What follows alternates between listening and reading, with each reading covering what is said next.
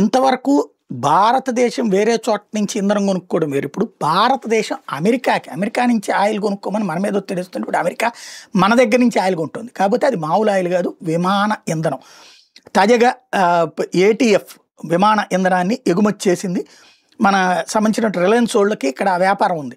Reliance industries నుంచి 60,000 టన్నులు America కొనుక్కుంది. ఇప్పుడు ఏంటయ్యా దీనికి కారణం అంటే దక్షిణ కాలిఫోర్నియాలోని అగ్రగామి సంస్థ షెవ్రాన్ రిఫైనరీలో అనే సంస్థ నుంచి అమెరికా కొంటుంటుంది.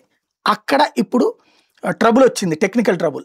దాంతో రిఫైనరీలో రోజుకు 2,85,000 బ్యారెళ్ళు ఏటీఎఫ్ ఉత్పత్తి జరుగుతుంటుంది. అక్కడ అంతరాయం మూలంగా లేకపోయేటప్పటికి ఇప్పుడు రిలయన్స్ ఇండస్ట్రీస్ మన దేశానికి సంబంధించిన సంస్థ నుంచి 60,000 మెట్రిక్ టన్నులు 4,72,800 బ్యారెళ్ళు ఏటీఎఫ్ని ప్రత్యేక ఓడ ద్వారా అక్టోబర్ 28, 29 తేదీలో జామ్నగర్ వాటర్ రేవ్ నుంచి పంపారు. కెఫ్లర్, ఎల్ఎస్సిజి డేటా పరిశ్రమ వర్గాలను ఉటకిస్తూ ఈ కథనాన్ని రాయిటర్స్ వాళ్ళు ప్రొజెక్ట్ చేయడంతో బయటకు వచ్చింది. ఇదే అత్యంత ముఖ్యమైనటువంటిది, అమెరికా మన దగ్గర నుంచి విమాన ఇంధనం కొనుక్కోవడం అన్నటువంటిది.